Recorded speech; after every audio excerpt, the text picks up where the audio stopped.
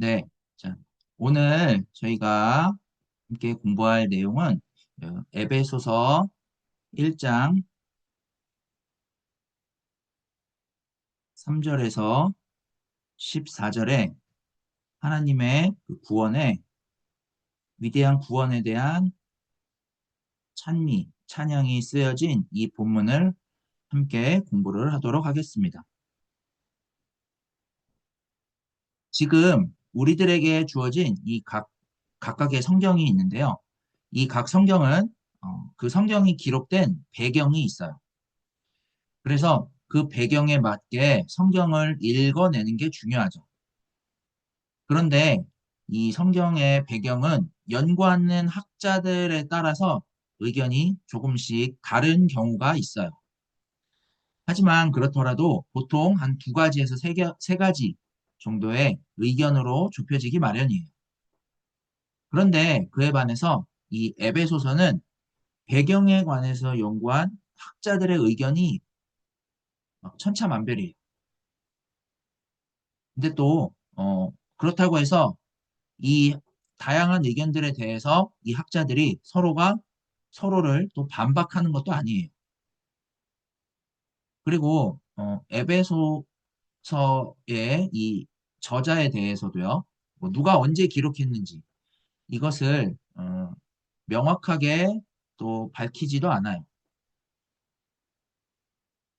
뭐 1장 1절에는 예수의 사도된 나 바울이 편지한다라고 전하고 있지만 또 이것이 바울이 기록한 게 아니다라고 보는 의견들도 많이 있어요. 어쨌든 뭐 이런 다양한 의견들이 있는데 에베소서가 언제 기록됐고 누가 기록했는지 이게 또 명확하게 어, 학자들이 딱 고정을 한 것도 아니에요. 왜냐하면 에베소서는 그걸 굳이 이렇게 명확하게 밝히지 않아도 될 만큼의 어떤 단 한 가지 분명한 것을 전하고 있기 때문에 그래요. 그게 뭐냐면 우리를 향한 이 구원의 복음이고요. 이 구원의 복음을 너무나도 놀랍게 전하고 있고 또 여기에 집중을 하게 되면 에베소서가 갖고 있는 나머지 궁금증은 그냥 저절로 해소가 돼요. 이 궁금증이 해소가 된다는 건 궁금증에 대한 답이 주어져서가 아니라 우리가 갖고 있던 어떤 뭐 기록 연대나 저자나 이런 것들에 대한 궁금증을 넘어서 진짜로 우리가 궁금해야 될 그런 내용들을 알아봄으로써 이제 나머지 사항들은 별다른 문제가 되지 않게 된다라고 할 수가 있겠습니다. 이제 우리는 이 학자들의 에베소서의 저자에 대한 몇 가지 의견들 중에서 에베소서의 이 기록 저자를 우리는 자 바울로 생각을 하고 이제 풀어나가 볼 거예요. 바울이 에베소서를 기록을 했던 시기는 대략 한 AD 69년에서 70년 정도로 추정을 해요. 이 시기는 어떤 시기냐면 유대교가 로마의 식민지였을 때 이제 당시에 어, 열심 당원들이 있었어요. 유대교의 어떤 열심 당원들이 있었는데 이들이 유대인들을 선동을 해서 하나님의 뜻이다라고 이렇게 주장을 하면서 로마에 대항해서 독립전쟁을 펼쳐요. 그랬다가 이제 예루살렘 성전이 초토화되고 수많은 사람들이 몰살을 당하고 그러면서 이제 예루살렘 성전이 멸망을 했어요. 이렇게 되고서 이제 남아있는 유대인들은 어, 이 로마에 독립전쟁을 펼쳤다라는 이유로 불이익을 당했던 이런 일들이 이제 벌어졌어요.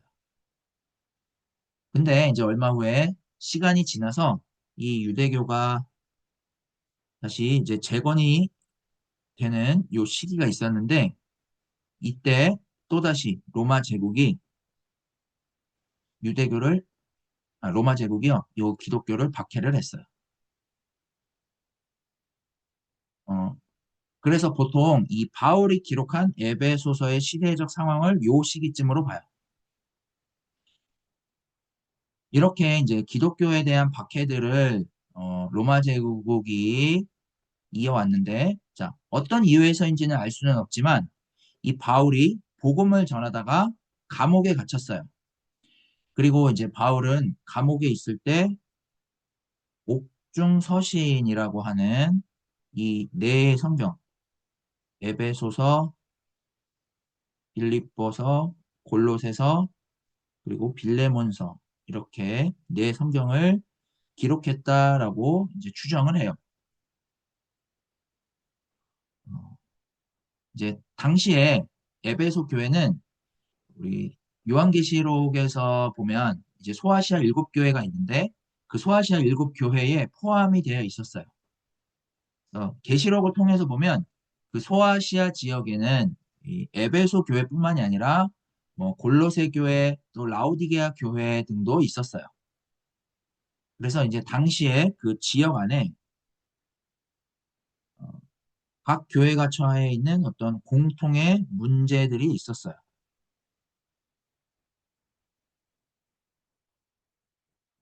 그래서 바울은 이 소아시아 지역의 모든 교회가 처해 있는 이 공통의 문제를 해결을 하게 한 다음에 에베소 교회가 더 적극적으로 이제 구원의 복음을 찬양을 할 수 있도록, 다시 말해 이 에베소 교회가 갖고 있던 그들의 문제를 넘어서 에베소 교회가 구원의 복음에 참여하게 해서 그들이 처한 문제에 휘둘리지 않고 또 그들이 처한 어떤 시대적인 문제에도 휘둘리지 않도록 불러주기 위해서 에베소서를 기록했다라고 볼 수가 있어요.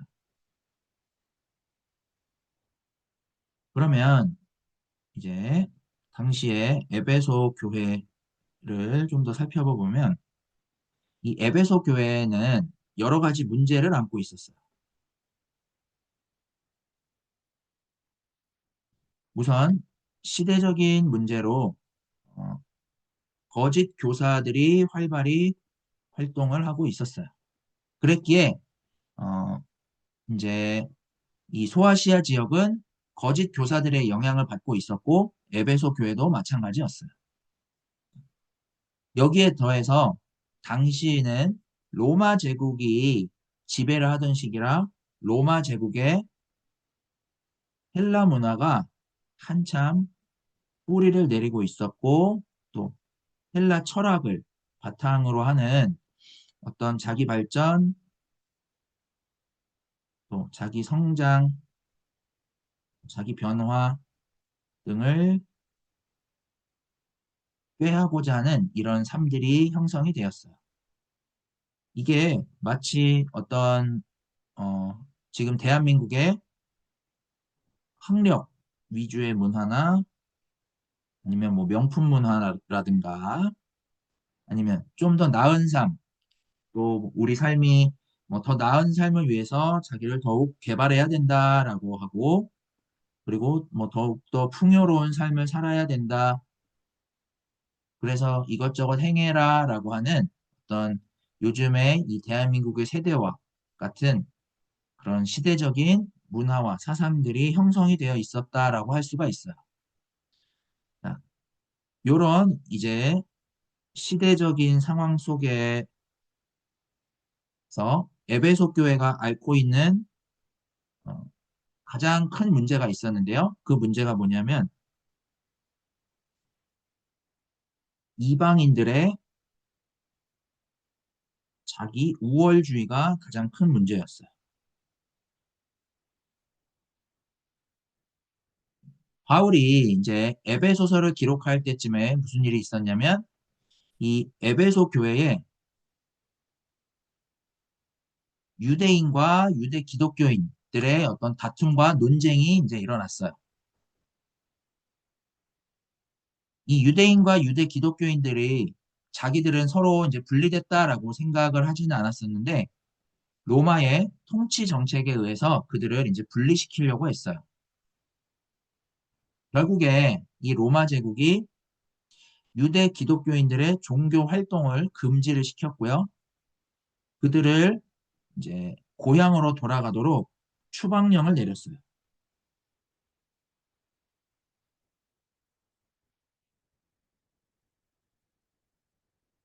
이 유대 기독교인들이 예전에 이방 지역의 그 이방 기독교인들과 함께 신앙 생활을 할 때 유대 기독교인들이 이방 기독교인들을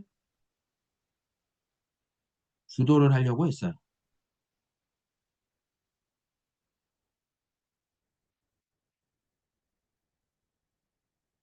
근데 이제 유대인들이 추방을 당한 사이에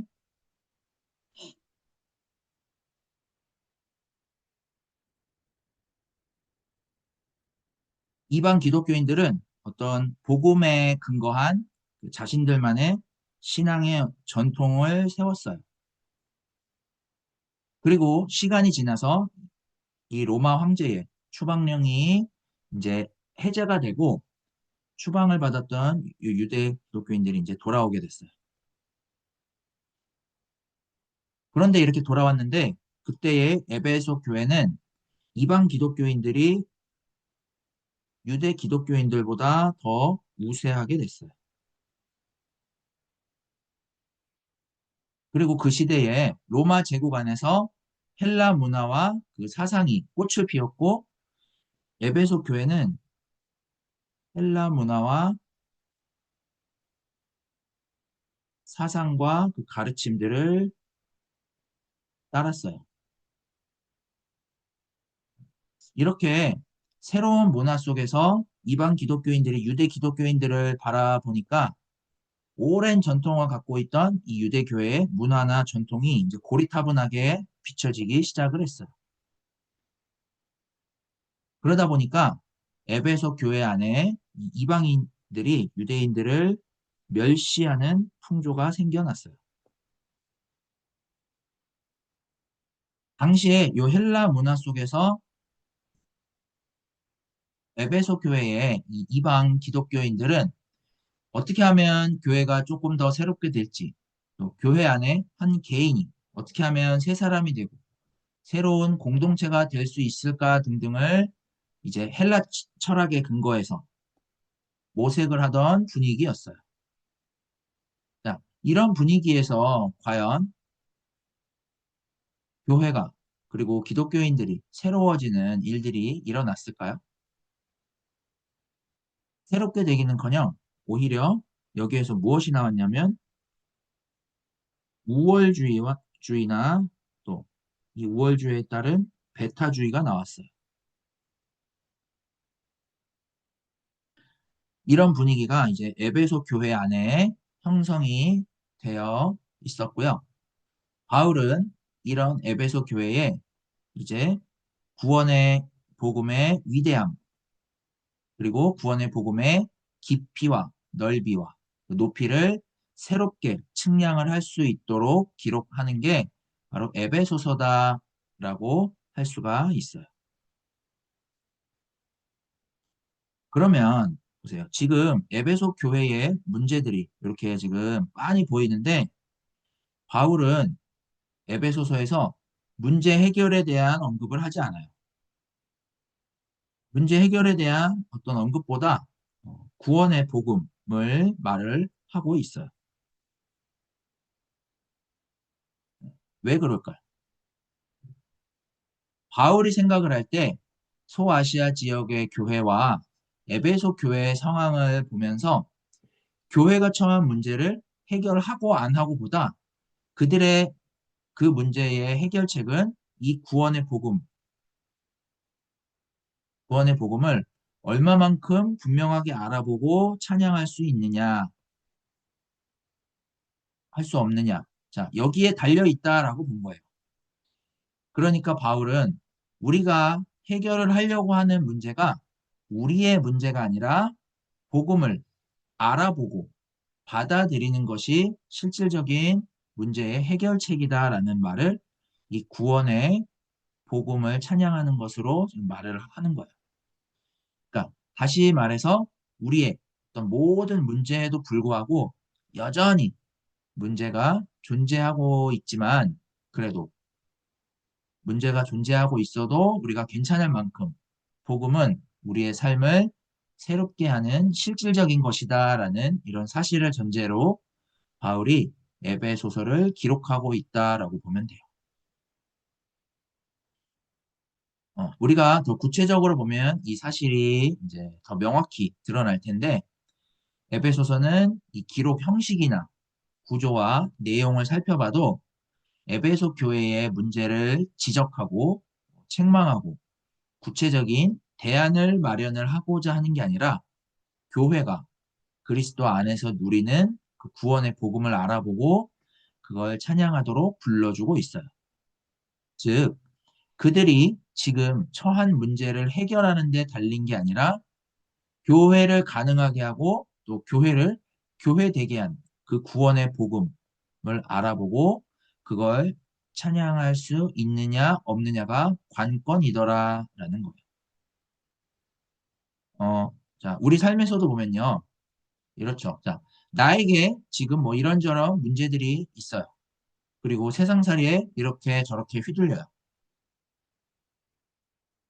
이런 삶에서 구원의 복음이 우리에게 무슨 실질적인 대안이 될까라고 생각할 수도 있을 거예요. 복음은 우리가 처한 삶의 문제를 해결하지 못한다라고 생각할 거예요.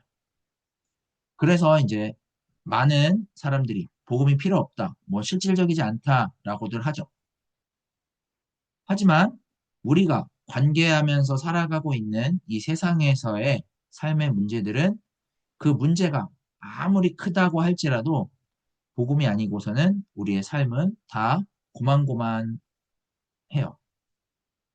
그러니까 복음이 아니면 다시 말해서 복음이 분명하다면 아무리 그 커 보이는 문제도 그것 또한 아무것도 아닌 게 될 만큼 복음은 우리들에게 어떤 실질적인 생명과 관련된 사건이고 그걸 알아보느냐 아니냐가 관건이다라는 관점으로 바울이 에베소서를 기록하고 있는 거예요. 그건 이제 바울이 복음 안에서 자기의 영혼을 헤아리고 있기 때문에 가능한 거다라고 할 수가 있겠죠. 그러면 그걸 가능하게 한 그 에베소서의 구조와 내용을 살펴보면 지금처럼 이렇게 크게 네 단락으로 나눌 수가 있어요. 1장 1절에서 2절에 인사하고요. 그리고 6장 21절에서 24절은 맺은 말이고요. 그리고 이제 이 중간 본론 부분에서 1장 3절에서 3장 21절과 또 4장 1절에서 6장 20절까지로 이렇게 나눌 수 있어요. 여기에 이제 두 번째 단락 1장 3절에서 3장 21절은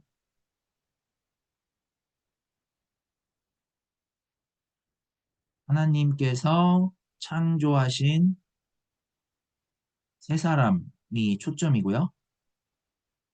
또 세 번째 단락 4장 1절에서 6장 20절은 세 사람으로서의 구체적인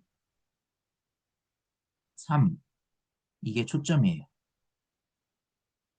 그러면 여기 1장 3절에서 3장 21절에 하나님께서 창조하신 세 사람, 이것은 자, 바꿔 말하면 창조주 하나님이 새롭게 지은 사람이라고 할 수가 있겠죠. 그러니까 우리가 이런 존재다라는 거예요. 자, 그러니까 여기 1장 3절에서 3장 21절은 우리가 이런 존재고 그러니까 하나님이 창조하신 이 세 사람의 삶이 어떤 것이고 그 삶은 흉내낼 수 있는 게 아니라 하나님이 창조하신 이 세 사람 되게 하신 이 구원의 복음을 알아보고 이것을 찬양하는 방식으로 가능한 삶임을 확인하게 된다라고 할 수가 있어요. 그러니까 우리가 지금처럼 이렇게 존재를 하게 된 것은 그리스도 안에서 발생한 사건인데 하나님이 먼저 계셨고 하나님이 육신의 몸을 입고 오셔서 우리를 하나님과 연결되게 하셨어요. 그래서 하나님은 이 창조 전부터 우리에게 예정하시고 선택하신 선택하셔서 그 하나님의 아들이 되게 하신 사건. 이 말은 하나님과 함께 하나님의 그 생명을 영원히 누리면서 살도록 하신 그 사건이 발생했다라는 거예요. 네, 우리가 예수 그리스도로 인해 여기에 참여할 수 있게 된 거다라는 말을 지금 하고 있는 거예요. 그러면 이 1장 3절에서 3장 21절 이 본문의 초점은 지금 예수 안에서 발생한 그 일, 거기에서 발생한 하나님의 이 구원의 깊이와 길이와 너비와 높이를 지금 바울이 우리에게 들려주고 있구나라는 사실에 있어요. 이렇게 이제 들려줌으로써 예수에게 발생한 그 하나님의 구원의 깊이와 길이와 너비와 높이를 두고두고 헤아릴 수 있도록 불러주고 있는 부분이 바로 이 본문이다라고 하겠습니다. 그러니까 우리는 그 구원의 복음을 우리 스스로 헤아릴 수가 없는데 예수에게 벌어진 일을 정확하게 들여다보면 들여다볼수록 정말 신기하게도 우리가 바라는 행복과 구원과 생명이 이 예수 안에서 새로운 방식으로 이루어지고 있다라는 거예요. 그게 먼 미래의 사건이 아니라 지금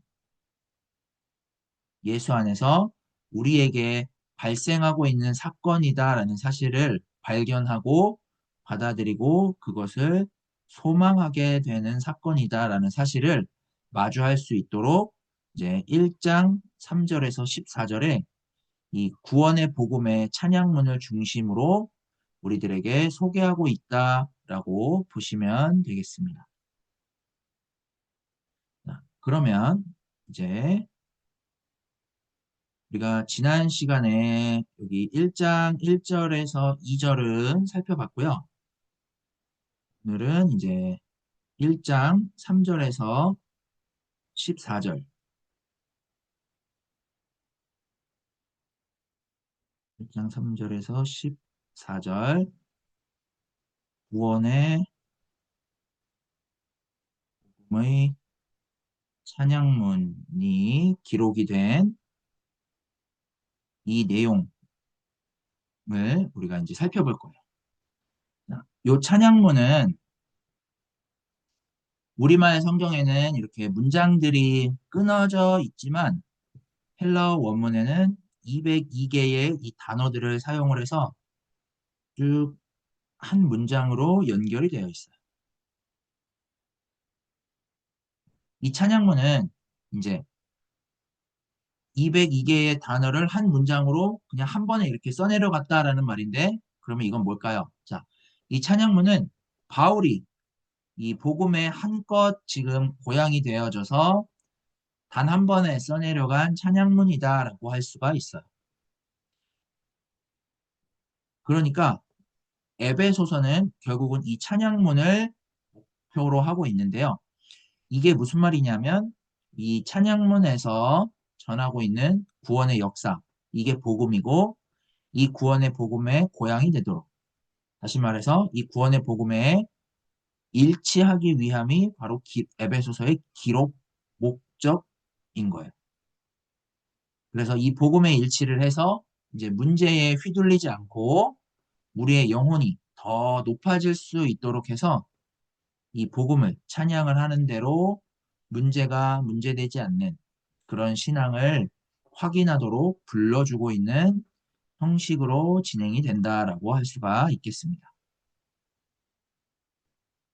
그러면 이제 바울은 어떻게 지금처럼 이 복음의 고향이 되어져서 에베소서를 기록하게 되었을까요? 도대체 이 바울이 알아본 복음이 무엇이었길래 지금 감옥에 있는 상황에서도 복음의 고향 되게 했을까요? 그는 종교적 감수성이 좀 풍부한 그런 사람이었을까요? 요 찬양문을 보면 바울은 그냥 아무런 내용 없이 복음의 감수성에 빠지는 게 아니라 굉장히 심사숙고해서 구원의 복음 안에서 그의 영혼이 높아져 가고 있다라는 걸 볼 수가 있어요. 그러니까 바울이 알아본 복음은 자신이 옥에 갇혀 있는 어떤 어렵고 힘들고 비참한 상황에 놓여 있지만 그 상황이 문제되지 않고 자신이 처해 있는 이 옥에 갇힌 이런 상황과 문제에 매이거나 휘둘려서 그거를 해결하고자 또 복음을 이용하지도 않고요. 어떤 상황을 겪는다고 할지라도 자신이 어떤 존재인지를 알아본 그러한 복음이 바울이 알아본 복음이었어요. 그랬기에 지금 바울은 인간의 문제 때문에 가려져 있는 그 복음을 지금 갈고 닦아서 인간의 문제들에 이 복음이 가려지지 않고 인간의 문제를 넘어서서 이 복음을 알아보고 찬양하는 자리로 나오도록 지금 찬양문의 형태로 자신이 알아본 그 복음의 내용을 구성해서 우리에게 전해주고 있어요. 그래서 이 1장 3절에서 14절에 이 구원의 복음의 찬양문은 3절에서 6절 그리고 7절에서 12절로 나누어지고요. 여기 6절과 12절에 그의 은혜의 영광을 찬송하게 하려는 것이다 라는 요 후렴구가 이제 반복이 돼요. 또 여기 3절부터 6절 그리고 7절에서 12절까지 요 부분에서 이 하나님의 구원의 계획이 이제 순서대로 구현되어지는 것들을 볼 수가 있어요. 그래서 뭐 4절에 보시면 하나님이 우리를 택하셨다. 택하사 또 5절에서는 우리를 뭐 예정하사 자, 뭐 이런 식으로 표현을 해요. 그리고 하나님이 이렇게 택하시고 예정하셔서 이 하나님의 구원과 생명에 참여할 수 있도록 7절에 우리를 속량하셨다라고 표현해요. 하나님을 떠나 있는 우리가 하나님의 이 예정과 선택 가운데 있도록 이 7절에서 그리스도 안에서 그의 피로 속량 곧 죄사함을 받게 하셨다라고 해요. 그리고 이제 더 진전된 이 구원의 방식으로 13절에 성령으로 우리를 그의 기업이 되도록 인치심을 받았으니 라고 표현을 해요.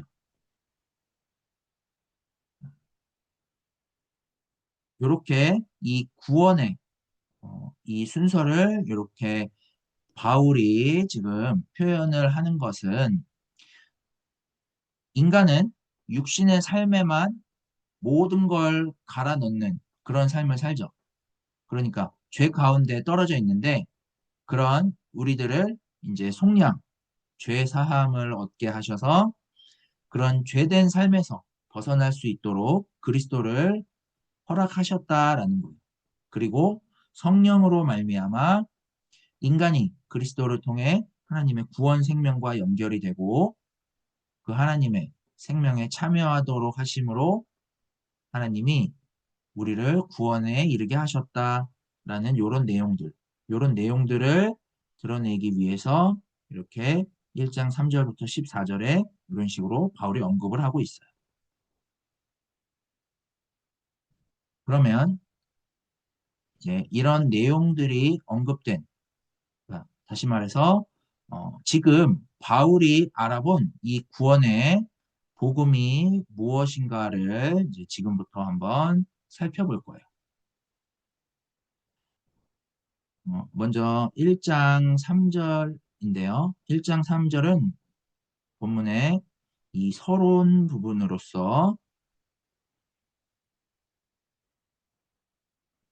1장 3절 서론 부분이고요. 자, 여기에는 이제 찬송하리로다 하나님으로 시작을 해요. 이 하나님을 찬송을 하는데 왜 이 하나님을 찬송을 하는지, 그러니까 다시 말하면 찬송을 하는 이 하나님이 누구인지, 그 하나님이 행하신 일이 어떤 것인지를 이제 해명을 하는 거예요. 이 하나님을 어떻게 얘기를 하느냐면 곧 우리 주 예수 그리스도의 아버지께서 그리스도 안에서 하늘에 속한 신령한 복을 우리에게 주시되 라고 되어 있어요. 그래서 여기서 이제 보시면 하나님의 이 또 다른 형태가 그리스도죠. 그리고 아버지라는 것은 성부 하나님, 그러니까 창조주를 말하죠. 따라서 이제 그리스도는 창조주 하나님의 이 창조 의도를 지금 그대로 실현시키는 대상이 지금 되는 거예요. 우리의 신앙의 대상이 하나님인데 이 하나님이 우리에게 예수 그리스도라는 사건으로 나타나셨고 십자가에 달리신 이 예수가 이제 부활하심으로 그리스도가 되셨죠. 이 과정에서 예수는 하나님을 이렇게 아버지로 경험을 하셨는데 이렇게 이제 경험하시면서 창조주로서 우리들에게 생명을 허락하시는 그 아버지의 일을 이제 드러내셨어요. 이 예수가 그리스도의 아버지 되신 이 하나님의 이 구원을 이제 예수 그리스도가 이루셨어요. 그리고 예수 그리스도가 이렇게 하나님의 구원을 이루시면서 거기에 참여를 하게 됐어요. 그 구원에 참여하게 됐어요.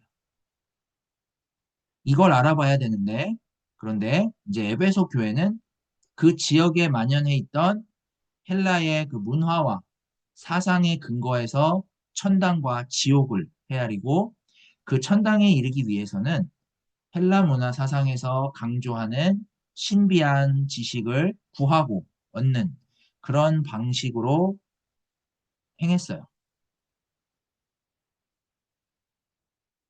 그런 그들을 이제 바울이 이 그리스도와의 이 연합과 일치를 통해서 이루어지는 구원의 복음에 향하도록 이제 완전히 새롭게 불러주는 형식이 바로 이 그리스도 안에서라는 말이에요.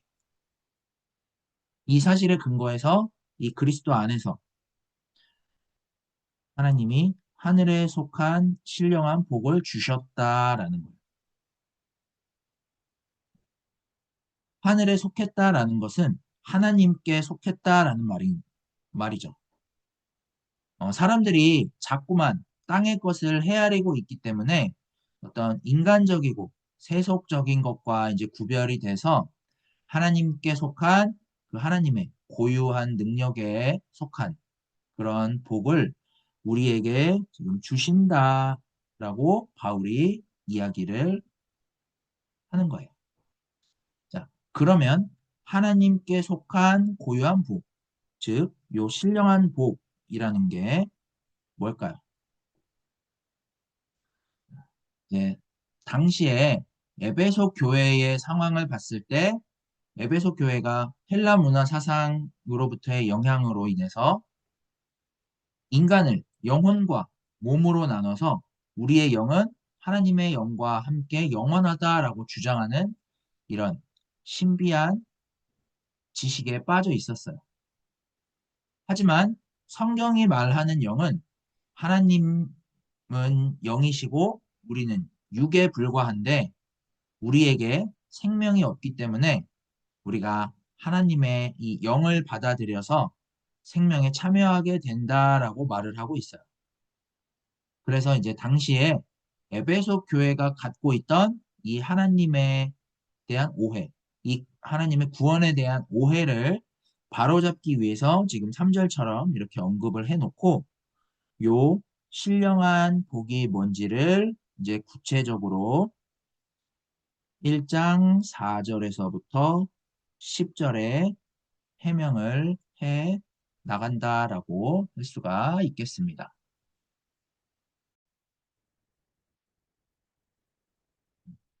이제 요 1장 4절에서 10절 여기는 신령한 복을 해명을 하는데 여기가 이제 본론 부분이에요. 자, 요 1장 4절에서 10절은 4절에서 6절 그리고 또 7절에서 10절로 이렇게 이제 나눠져요. 어, 이제 이 본론 부분 4절에서 10절에는 하늘에 속한 신령한 복을 이제 네 가지로 여기에서 이제 해명을 하는데요. 자, 먼저 이제 4절에 하늘에 속한 신령한 복의 그 첫 번째예요. 자, 첫 번째는 창세 전에 그리스도 안에서 우리를 택하사예요. 이게 하늘에 속한 신령한 복의 첫 번째 내용이에요. 자, 이 말은 이제 예수를 통해서 하나님이 드러내신 일을 창세 전에 우리에게 주시고자 의도하셨다라는 말이에요. 그러니까 다른 말로 하면 하나님이 창세 전에 예수 그리스도를 통해서 우리를 구원을 하시고 이 구원함으로 하나님과 연결이 되는 또 하나님과 연결이 돼서 그 하나님의 생명에 참여하도록 그렇게 우리를 지으시고자 선택하셨다라는 거예요. 이렇게 이제 복음 안에서 우리가 택함을 받은 거죠.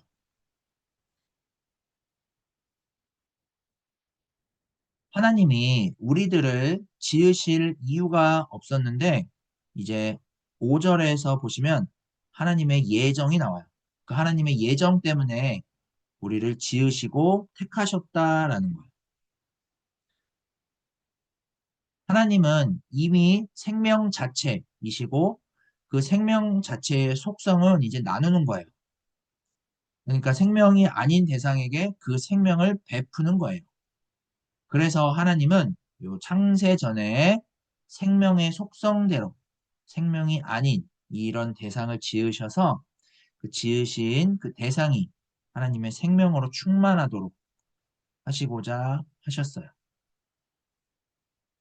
그러니까 하나님은 창세 전에 우리를 지을 필요가 없었는데 하나님 아닌 대상을 창조를 하셔서 그 하나님 아닌 대상이 하나님의 생명 안에 살아가도록 이렇게 선택을 하셨다. 이게 하늘에 속한 하나님으로 인해 가능한 복이다라고 말을 해요. 그러면 바울은 여기에서 왜 이거를 복으로 제시를 할까요? 인간의 피조 세계 안에서 우주 만물 안에서 지금 우리의 삶으로 치면 뭐 어떤 물가나 또 집값이나 노후 같은 것들이 우리들에게 영향을 미치고요. 또 이런 거는 우리의 수준에서는 어떻게 할 수 없는 일들이에요. 더 나아가서 죽음이 우리의 삶에 영향을 미치죠. 하지만 이제 그 가운데 하나님이 계획을 하셔서 그리스도 안에서 우리에게 나타내신 그 하나님의 구원은 이미 창세전에 세상이 존재하기 전에 하나님 안에서 의도된 바가 나타난 사건이다라는 사실을 드러내요.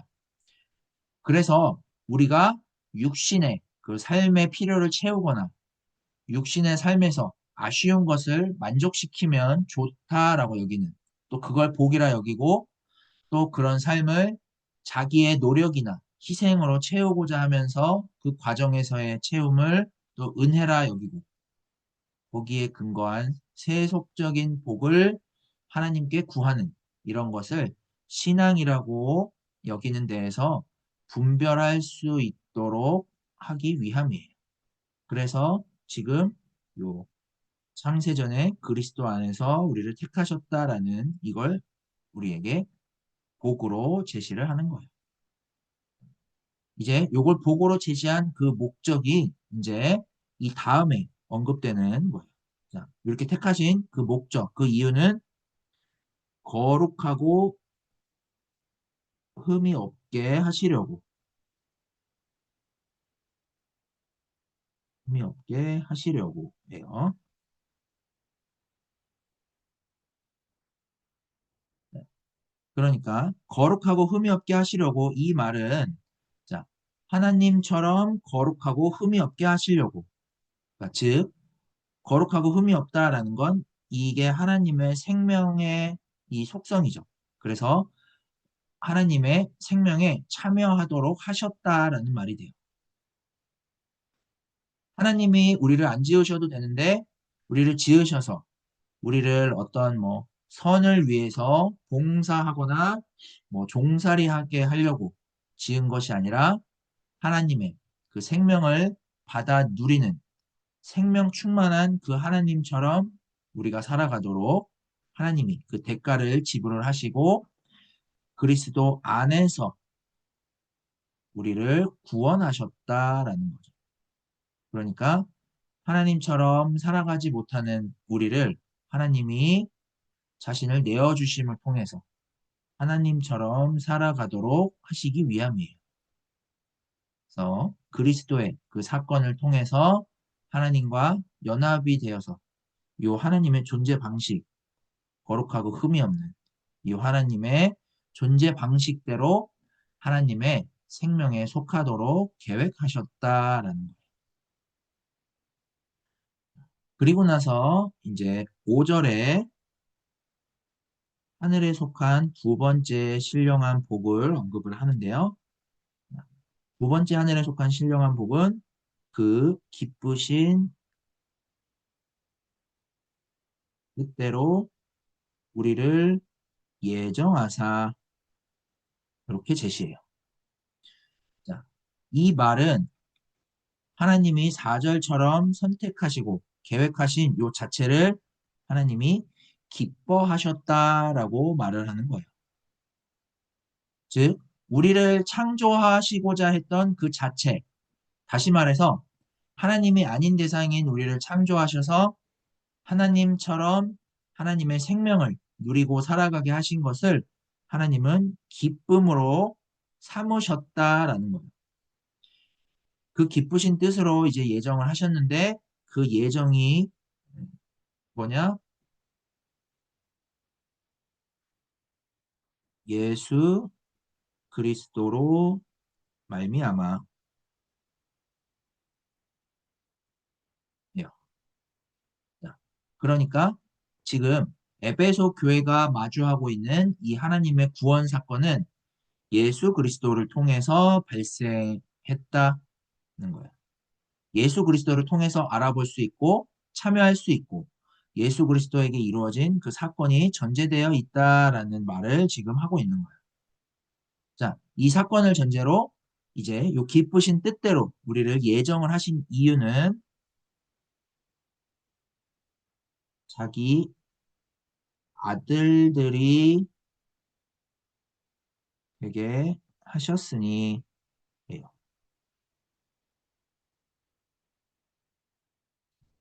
하나님은 이미 여기 자기 아들들이 되게 하시는 여기에 이제 목적을 두셨어요. 그러니까 여기 아들들이라는 건 어떤 상속의 개념을 갖고 있어요. 상속. 그러니까 이 상속의 개념이라는 건 하나님의 생명이 이 아들들에게 주어졌다라는 거죠. 이 상속은 아들들이 가진 특권이에요. 이 특권을 우리가 함께 누릴 수 있도록 하나님과의 연합을 통해서 우리를 하나님의 생명에 참여할 수 있도록 예수 그리스도를 통해 알아보고 있더라라는 말이 돼요. 그러니까 하나님은 홀로 계셔도 되는데 하나님이 아닌 대상을 창조하셔서 하나님의 생명으로 충만하도록 우리가 하나님께서 나누어 주신 생명을 알아보고 누릴 수 있도록 자기 아들들이 되게 하셨다라는 거예요. 이게 거룩하고 흠이 없도록 하나님이 계획하시고 자기 아들들이 되게 하셨다라는 게 되는 거예요. 자, 그리고 나서 이제 6절에 이는 그가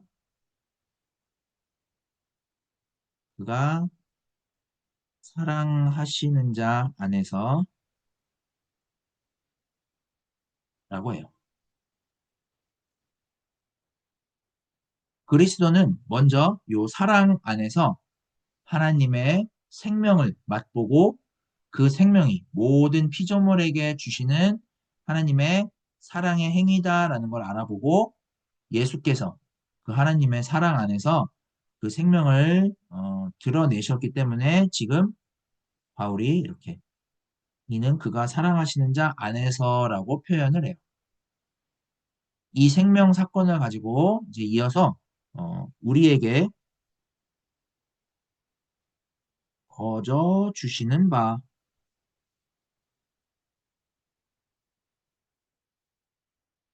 거저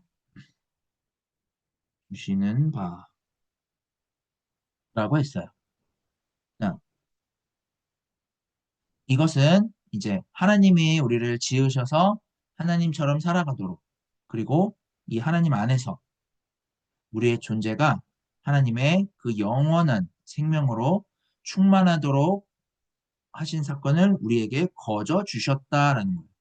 자, 이 거저 주셨다라는 것은 아무것도 아니다라는 말이 아니라 하나님만이 주실 수 있는 것. 그러니까 어떤 대가도 우리에게 요구하지 않고 하나님이 은혜를 베풀지 않으면 안 되는 사건이다라는 것을 말을 해요. 그 다음에 이렇게 하나님이 그리스도 안에서 우리를 예정하신 대로 거룩하고 흠이 없는 아들들이 되게 하시는 사건이 이제 영광이라는 거예요. 영광. 자, 그래서 이제 거저 주심으로 어떻게 되었냐면 주의 은혜의 영광을 찬송하게 하려 함이라 라고 해요. 자, 이 영광은 하나님의 구원이 나타난 사건, 하나님의 생명이 나타난 사건이죠. 이렇게 하나님 안에서 우리가 영원한 생명을 취하게 된 사건이 영광이에요. 어, 그러니까 지금까지의 내용들로 쭉 전제를 해본다면 우리를 하나님 안에서 하나님처럼 살게 하신 그 사건이 영광이에요. 이 영광의 사건이 은혜로 주어졌대요. 이 은혜로 주어졌다라는 건 어떤 인간적인 것으로도 덧붙일 수도 없고 끊어낼 수도 없는 오직 그리스도 안에서 창조주 하나님의 그 고유한 능력으로만 이루어진 게 오늘 우리에게 사랑 안에서 베풀어진 사건이다. 이게 은혜다라는 거예요.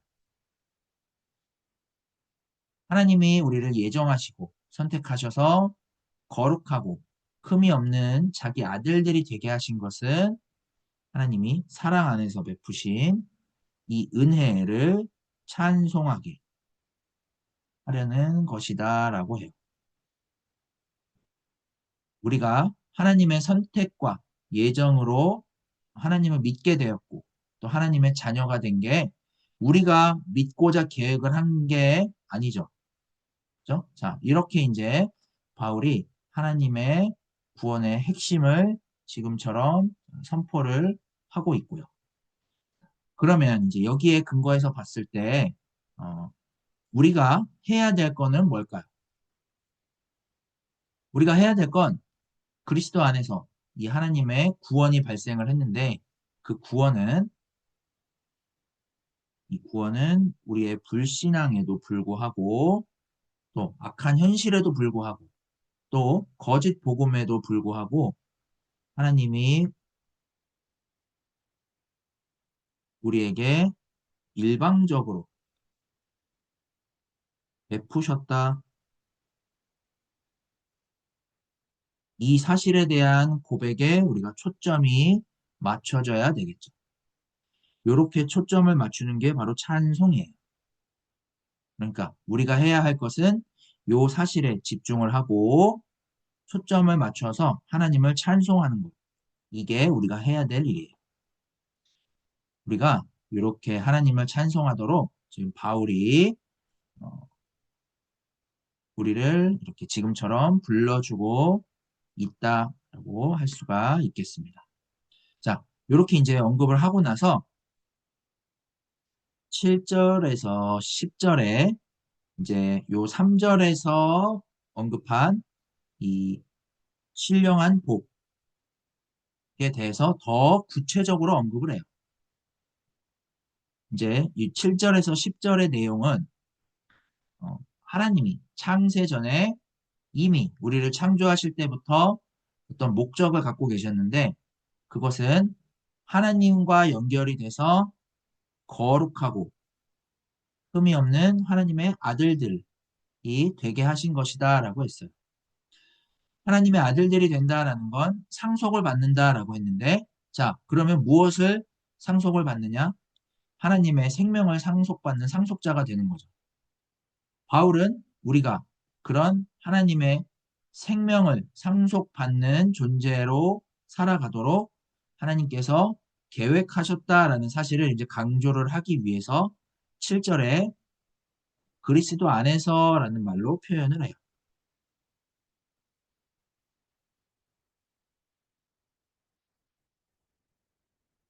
바울은 지금 예수 그리스도를 통해서 하나님이 선택하시고 예정하셨다라는 사실을 이 그리스도 안에서 확인을 하고 헤아림으로써 받아들이고 있고 또 에베소 교회도 이것을 이렇게 확인하고 받아들여야 한다라고 지금 이제 강조해서 말을 하려고 하는 거예요. 자, 그래서 이제 바울은 7절에 우리는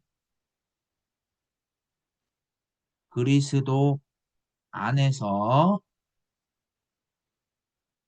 그의 은혜의 풍성함을 따라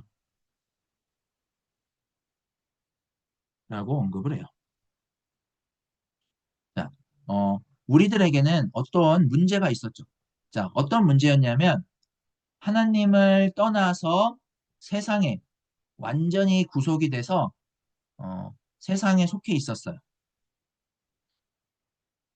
이제 거기로부터 하나님이 선택하시고 예정하신 대로 직접 육신의 몸을 입고 오셔서 구원자가 되셔서 우리를 하나님의 그 선택과 예정하신 생명에 이르게 하셨어요.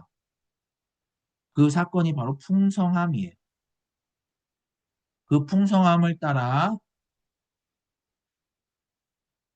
그의 피로 말미암아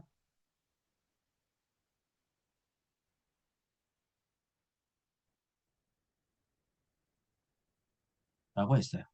자, 우리는 스스로 악을 벗을 수도 없고 또 불의함과 죽음도 우리 스스로 벗어 던질 수가 없어요. 그래서 우리는 예수 그리스도의 이 사건을 통해서 우리의 죽음을 받아들임으로써 하나님과 연결이 되고 이 하나님의 생명을 하나님의 영에 의해서 보증을 받아야 돼요. 그 사건의 전말이 예수 그리스도의 피로 말미암아 벌어졌어요. 그 예수의 피로 어떻게 되었느냐? 우리가 자, 속량 곧 죄사함을 받았느니라 라는 이 사건이 펼쳐졌어요. 이게 하늘에 속한 신령한 복의 세 번째예요. 이 속량이라는 말은 어떤 몸값을 지불을 하고 이제 전쟁 포로나 노예를 해방한다라는 뜻이에요. 자, 그러려면 뭐가 필요하냐? 어떤 속전이나 대속물이 필요하죠.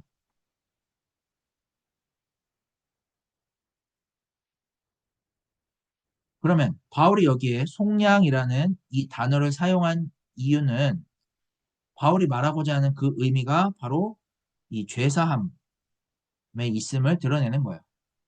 그러니까 자, 이 예수 그리스도의 이 피가 속량, 그러니까 대속물이 되었다라는 것을 지금 말하죠.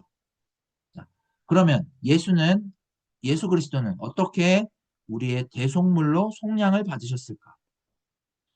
어떻게 우리에게 죄 사함을 베푸셨을까요?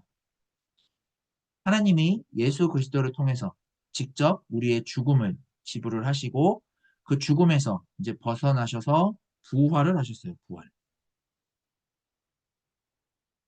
그래서 우리가 죽음에서 벗어나 하나님의 생명에 이르도록 불러주셨어요. 이렇게 하나님이 예수 그리스도의 피로 우리를 속량하시고 예정하시고 택하신 사건에 의해서 곧 죄사함에 이르게 하심으로써 우리가 요 부활 생명에 참여하게 되었다라고 지금 바울이 표현을 하고 있는 거예요.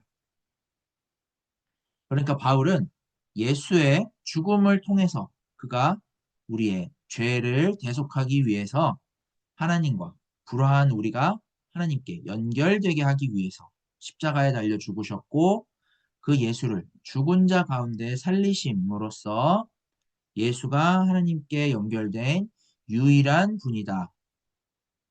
이 사실을 하나님이 보증을 하셨고 그 예수에게 나타난 생명을 우리가 알아볼 수 있고 받아들일 수 있게 하셔서 그 생명을 우리의 생명으로 나타내시는 영적인 일이 발생했다라는 말을 지금 여기에서 하고 있어요. 그게 바로 예수 안에 발생한 속량, 죄사함이라고 이런 형식으로 말을 하고 있는 거죠. 이로 말미암아 우리가 첫 번째와 두 번째 복에서 언급한 그 하나님의 아들 되게 하신 사건에 실제로 들어가게 된다라고 지금 말을 하고 있는 거예요.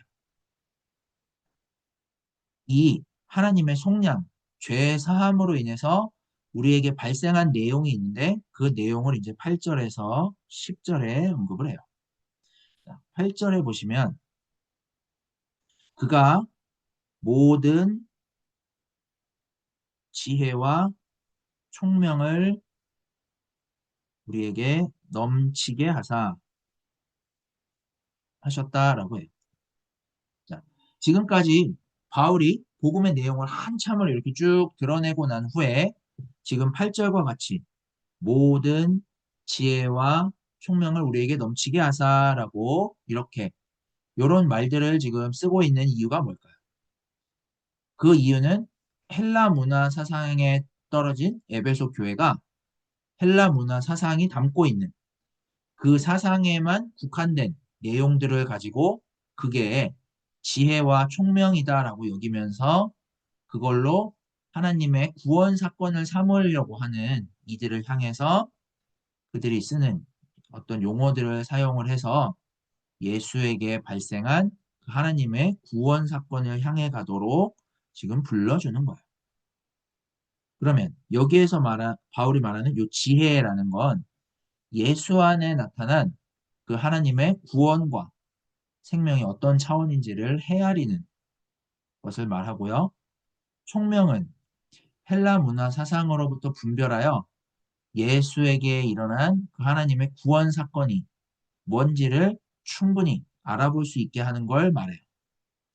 그러니까 지혜와 총명을 우리에게 넘치게 하사라는 건 어떤 헬라 문화 사상과는 비교도 되지 않는 예수 그리스도의 죽음에서 촉발된 이 속량, 죄사함, 이게 하나님이 아들 되게 하시는 사건을 충분히 헤아릴 수 있을 만큼 예수 안에서 발생했다라는 것이고 이것을 우리가 충분히 알아보게 되었다라고 지금 8절처럼 이렇게 언급을 하는 말인 거예요.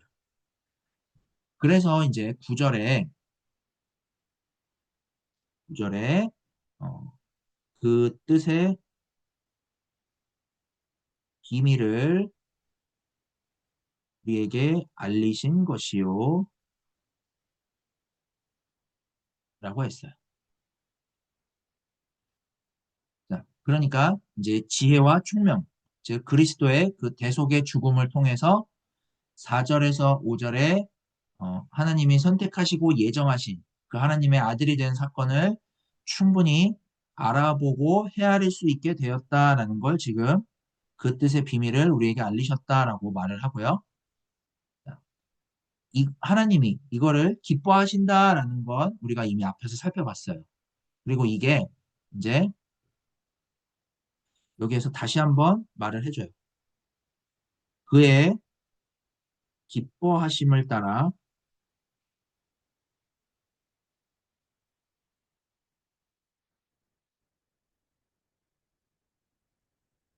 그리스도 안에서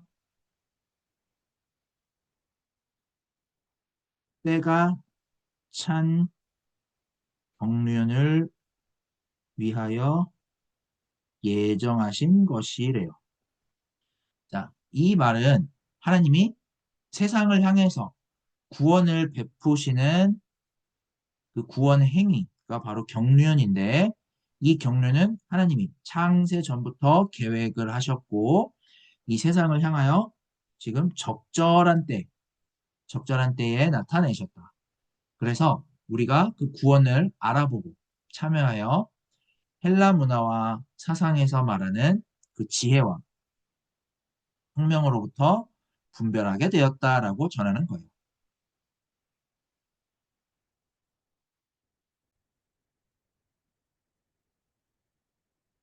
이렇게 이제 그 헬라 문화 사상에서 말하는 그 지혜와 총명으로부터 분별하게 되었다라고 전하는 요게 구현이 된 게 이제 10절인데 자, 이 10절에 이제 하늘에 속한 이 신령한 복의 네 번째가 나타나요. 자, 여기에 이제 이렇게 언급을 해요. 하늘에 있는 것이나 땅에 있는 것이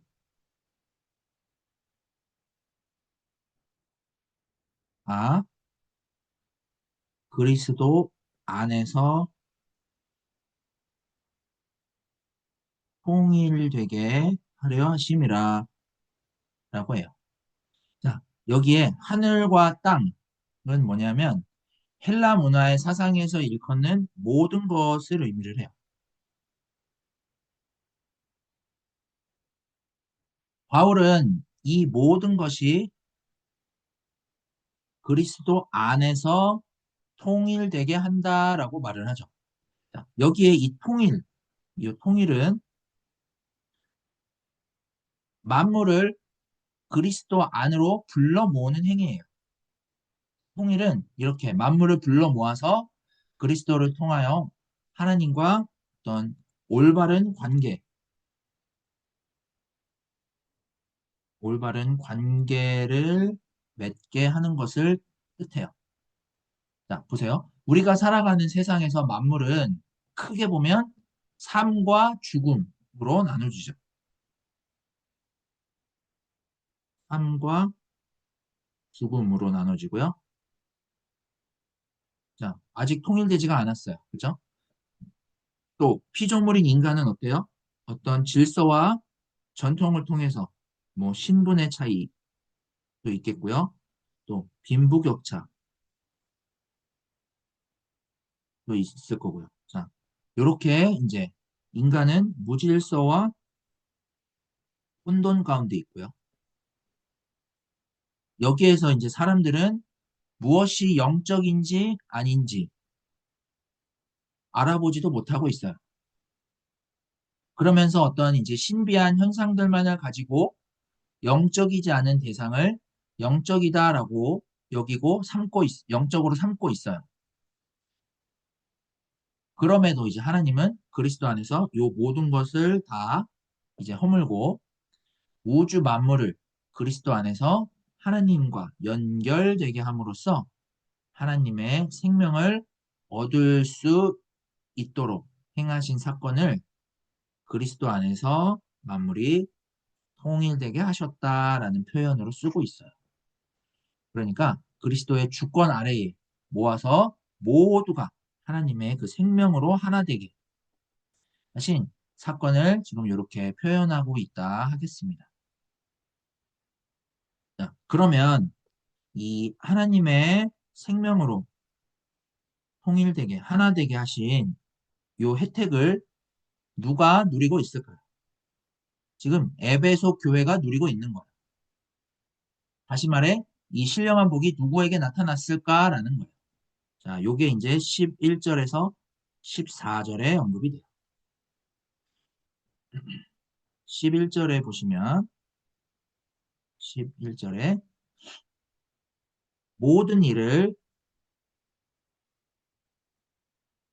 그의 뜻의 결정대로 일하시는 이의 계획을 따라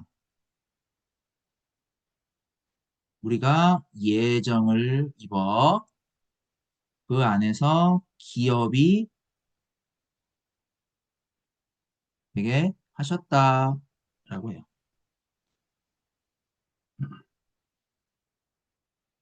그 안에서 기업이 되게 하셨다라고 하는데요.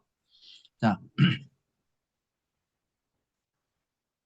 여기 그의 뜻의 결정대로 일하시는 이의 계획을 따라. 자, 요 계획에 따라서 하나님이 먼저 하나님의 그 백성들을 불러주셨고 그리스도 안에서 하나님의 아들들이 되게 하신 사건이 발생을 했죠. 그렇게 그 안에서 우리가 예정함을 입었어요.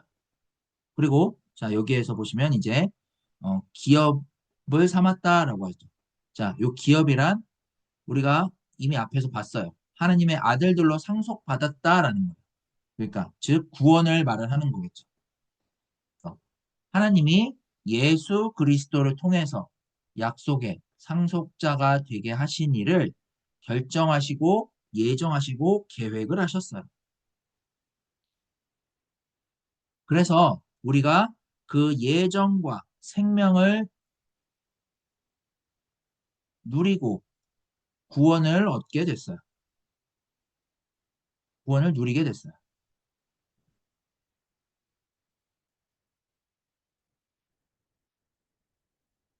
그래서 이제 또 보시면 여기에 예정을 우리 여기에 자, 우리가 예정을 입었다라고 말을 하죠. 자, 여기에 우리는 누구냐면 바울을 포함한 유대 기독교인들을 말해요. 유대 기독교인. 그리고 이제 이 일은 12절에서 이는 우리가 그리스도 안에서 바라던 즉 유대 기독교인들이 어, 하나님의 백성으로서 이렇게 의롭게 살아가고자 했죠. 그게 그리스도 안에서 바라던 거였죠. 자, 그래서 이 유대 기독교인들이 바라던 그의 영광의 찬송이 되게 하려 하심이라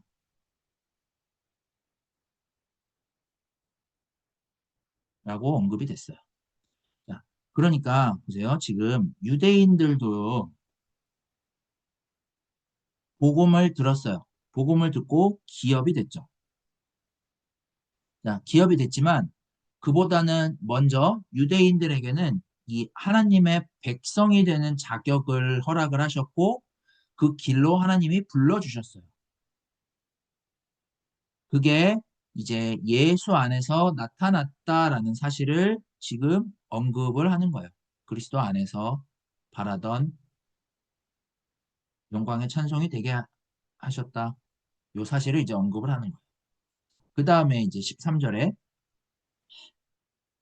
그 안에서 너희도 라고 했어요. 자, 그 안에서 너희도. 자, 여기에 이제 너희, 여기 너희는 이방 기독교인들을 말을 해요.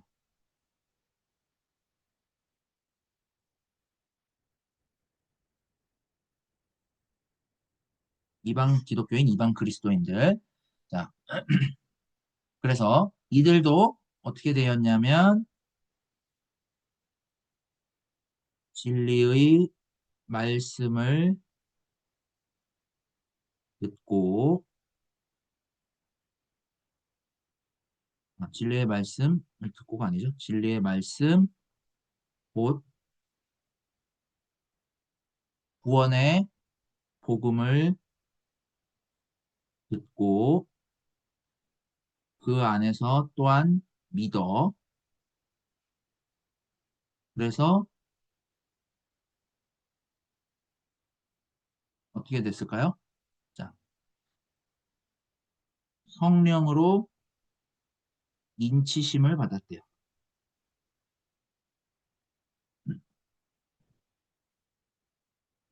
자, 이방 기독교인들에게 이 예수 그리스도의 사건을 통해서 자, 믿음을 갖게 된 이 일은 하나님의 그 선택과 예정을 통해서 이제 하나님의 아들 되게 하신 그 약속을 이제 바라봄으로써 이들이 네, 하나님을 알아보게 된 거죠. 그 구원을 알아보게 된 거죠. 구원의 복음을 통해서 이 진리의 말씀과 구원의 복음을 이제 듣고 믿어서 지금처럼 이 기업이 되는 이런 일들이 이제 하나님의 선택과 예정을 통해서 거룩하고 흠이 없고 하나님의 아들 되게 하신 그 약속을 성령으로 인치심으로써 이제 가능해졌어요. 자, 그리고 이제 14절에 이는 우리 기업의 보증이 되사라고 해요. 자, 이 말은 뭐냐? 예수 그리스도 안에서 하나님의 선택과 예정이 이 유대인과 이방인들 모두에게 구원의 보증이 되셨다라는 말이에요. 이 보증이 된다라는 말은 예수 그리스도 안에서 그 하나님의 선택과 예정이 우리 가운데 이루어지도록 성령이 어떤 보증금을 제시했다라는 거예요. 우리가 지불해야 될 것을 성령이 대신 보증금으로 우리의 값이 되도록 보증을 했다라는 거죠. 그러니까 하나님의 선택과 예정에서 거룩하고 흠이 없는 하나님의 아들 된 사건이 우리, 그러니까 유대 기독교인과 이방 기독교인에게 발생했다라는 거예요.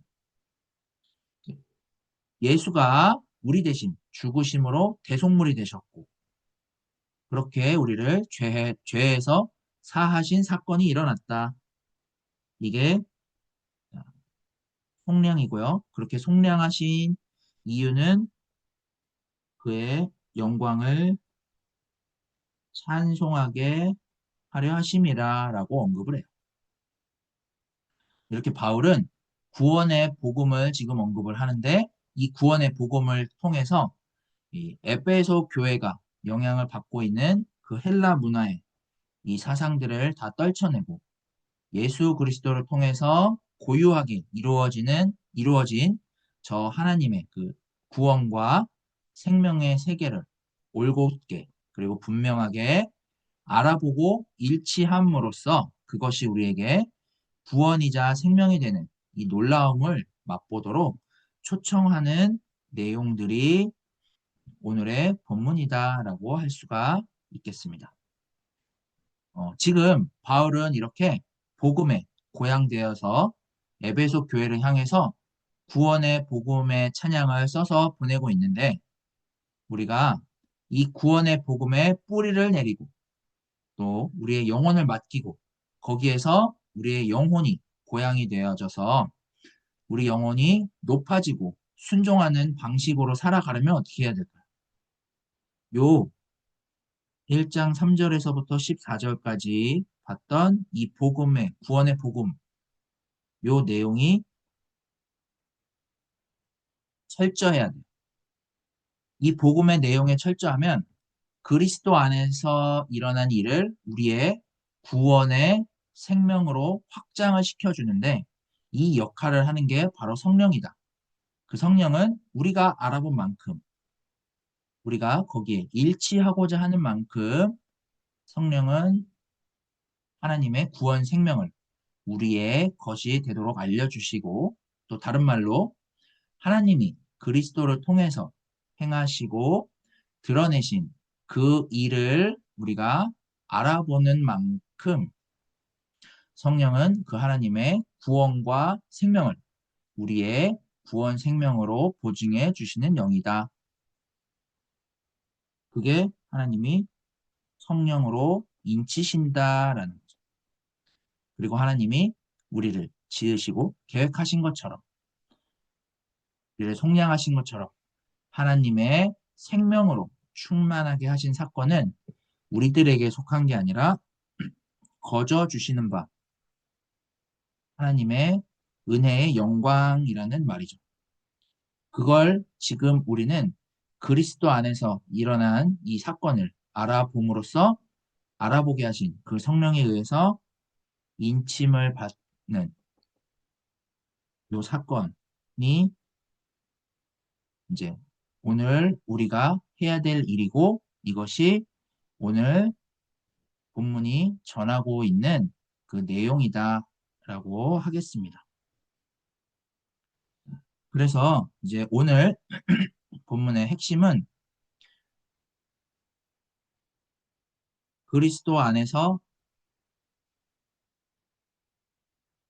하나님의 영광을 찬송하게 하려 함이다라는 거예요. 그리스도 안에 나타난 이 하나님의 영광은 그야말로 이 하나님이 나타나신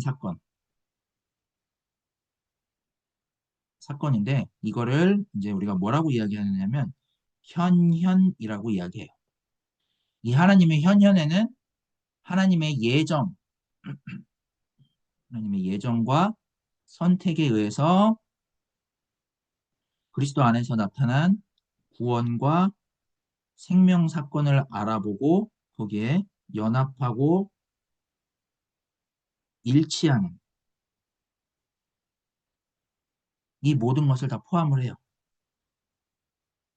이 하나님의 현현은 이제 하나님과 연결됨으로써 발생하는 사건인 거죠. 즉, 하나님의 구원 생명이 발현된 사건이에요.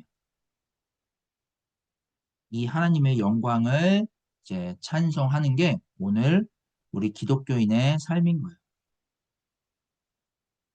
이 영광은 이제 이후에 우리가 공부할 바울의 기도에서도 드러나겠지만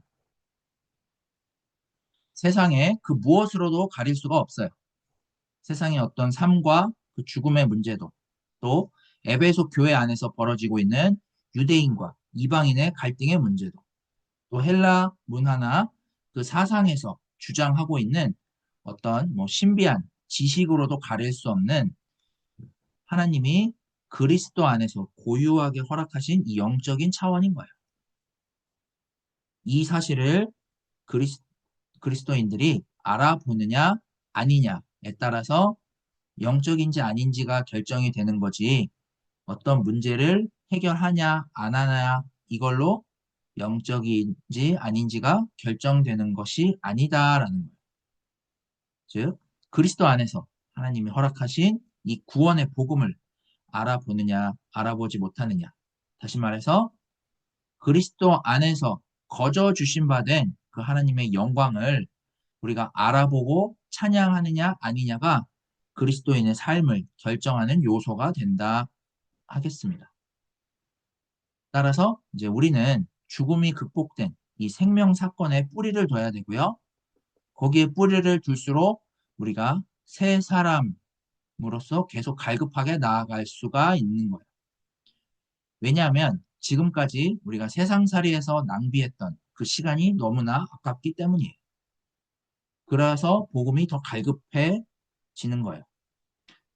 그만큼이나 바울은 우리의 영혼을 고치시킬 만한 내용으로서 지금 복음을 이렇게 아주 꼼꼼하게 전하고 있는 거죠.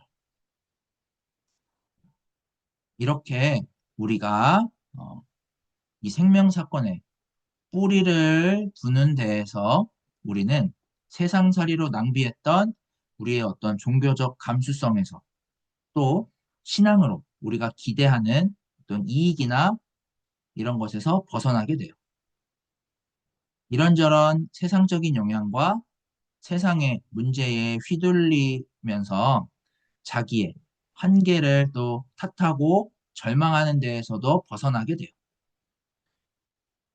우리가 삶을 살아가다 보면 어떤 것을 감당해야 할 때가 있고요. 또 내가 감당하지 않으면 안 되는 상황이 있어요. 그리고 내가 감당하고 싶지만 내 어떤 능력의 부족과 한계 때문에 감당을 하지 못하고 절망할 때가 있어요. 또 어떤 이상은 이만큼 갖고 있지만 거기에 미치지 못하는 삶 때문에 우리 스스로가 좀 구질구질해질 때가 있어요. 하지만 우리는 있는 그대로 그리스도 안에서 이루어진 이 하나님의 생명 사건을 알아봄으로써 성령에 의해 우리 가운데 그리스도를 통해 행하신 그 구원 생명을 잃어버리지 않고요. 언제나 그 생명에 닿아서 그 생명을 알아보고 연루되어 가는 거예요. 그래서 복음이 우리의 삶에 이렇게 자리를 잡는구나라는 이 삶을 계속해서 마주하게 되고 이 삶만이 우리의 인생의 실제적인 사건이 되는 거예요. 이게 아니면 우리의 삶은 아무런 재미가 없고 이 생명 사건에 연루만 되어지면 내 삶은 무엇이든지 다 잘 감당할 수 있을 것 같은 그런 방식으로 우리가 다가오는 이런 복음을 확인을 할 수가 있는 거예요. 그렇게 우리는 복음을 통해서 우리의 존재를 새롭게 확인을 하는 데에서 우리의 어떤 이상을 더 나은 방식으로 삶을 채워나가는 그런 능력을 우리는 경험할 수가 있게 되는 거죠. 그래서 우리가 계속해서 여기 이 하나님의 구원의 복음, 이 생명 사건에 집중을 하게 되면 다른 어느 것으로도 불가능한 우리가 바라는 삶을 정말 복음 안에서 살아갈 수 있다라는 그 놀라움을 경험을 할 수가 있게 돼요.